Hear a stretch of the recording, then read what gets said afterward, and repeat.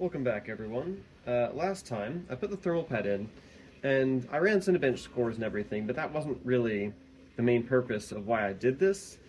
The Neo spikes up to over 100 degrees Celsius just from opening apps, just Chrome, Discord, Fusion 360, basically anything. It will spike up momentarily to 104, and I didn't really like that. And the thermal pad will transfer that heat out here, and more importantly, it gives the processor way more thermal mass to sink into. Now, it doesn't pull that much wattage. So the people who are worried about cooking the battery need to understand that this processor really puts out very little heat. It's just it has no real cooling solution from the factory. So I really did this just to curb those spikes. And I've been using the laptop all weekend just for regular things you'd use for on your lap. And it never really even gets warm. It really never gets above your body temperature. So you really shouldn't be concerned about it getting too warm about cooking things. But now, I'm going to start taking it apart, and I'm going to do something stupid. Since everyone is so concerned with it getting hot, I'm going to make it not get hot at all. And we'll see if that's a wise thing to do.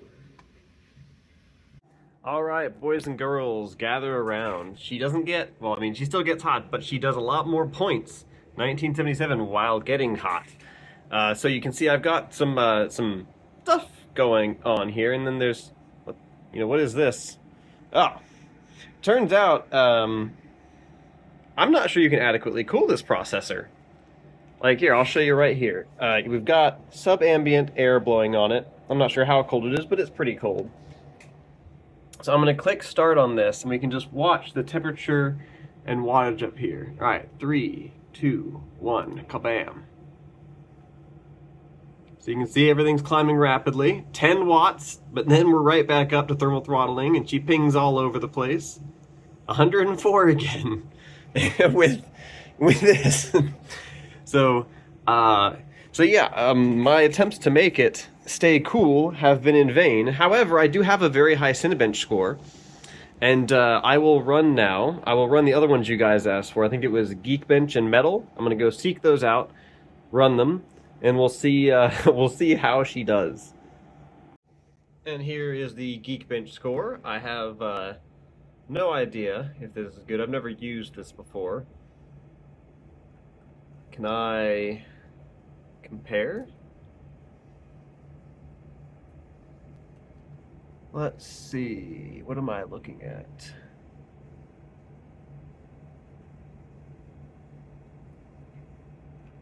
Yeah, I have no idea. I will link these results down in the description. You guys can look through them. But for now, let's go to the GPU test. Metal is what you guys were asking for, and I will run that.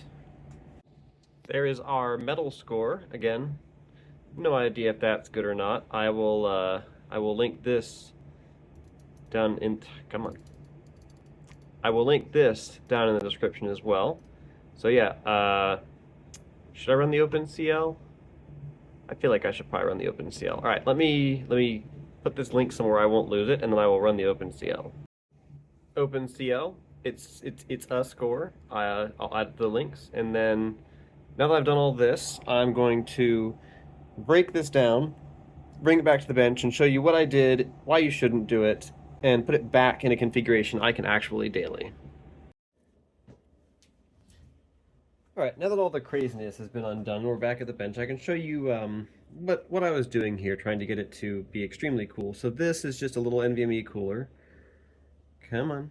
These aren't really necessary for NVMe's, at least not any that I know of.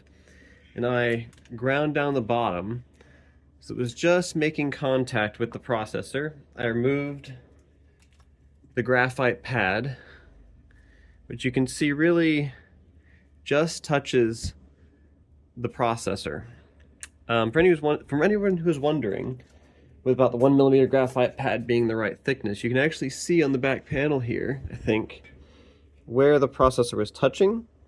Most of the rest of it wasn't touching, but the processor itself was. So you could use a 1.5mm if you want more pressure on it, but I don't really think it's necessary.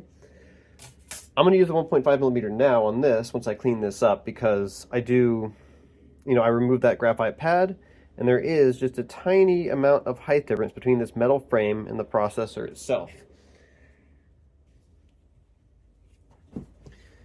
Whenever you clean up thermal, yeah, so this is the Noctua thermal grease. It's good stuff. It worked well here. I did actually try doing this with a thermal pad, but the thermal pad just becomes kind of a hard limit at a certain point. It becomes a bottleneck. So even with all that extreme cooling stuff, the thermal pad still limited it to right around 6 watts. I'm not going to try and clean out any of the thermal grease from down there. If I had been cleaner, I could have avoided getting it down there, but it shouldn't cause any harm, or, I'll report back if it does. And this time I am going to do what some people wanted me to do. I'm going to use the 1.5mm pad, and I'm going to cut it to just be the size of the processor. That way I'm not wasting material, and I have all this extra if I ever want to use it. So there's the cutoff that I want. This can go back in the bag. I'll throw this on.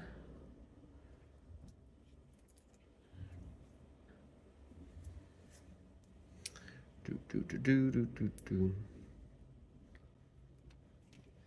now I've got my thermal pad back in there. Press that down on the CPU. So I'm hoping now that will touch the back plate. I can't quite tell if it will. I suppose I'll find out soon enough. It's worth noting, like I said, I did this just to knock the temperatures down because it spiked up so frequently. But yeah, like people said, this is not one that you should be running Cinebench on 24/7, and if you don't do that, this processor kicks out almost no heat, but it does still spike up just because the thermal design is crap. People said don't question Apple, they know what they're doing, and they certainly do, and a lot of what Apple does is engineered to a price, and adding even just one copper shim in there would add significant cost. So this is a pretty good trade-off, because it means if you do want to stop those spikes, you can pretty easily fix it yourself, and if you don't care, then you don't need to worry about it.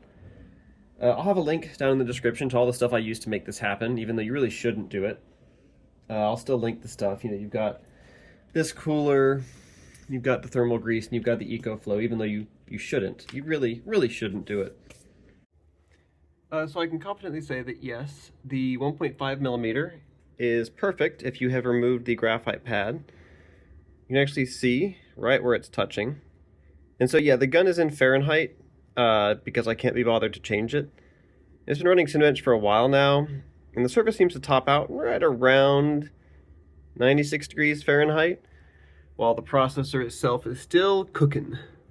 Like I said, during normal use, it will never get this hot. So you guys who are worried about cooking the battery, like, are you going to be rendering on it? If you're rendering on it, then you got to be worried about it, I guess, maybe. But like, your lap's going to make it just as warm. So I don't know. I don't really see the need to argue about this. I feel like if you're getting the Neo and you're doing this, you're just knocking the temps down. You're not going to be doing Cinebenches 24/7 because, like, you're not an idiot, right?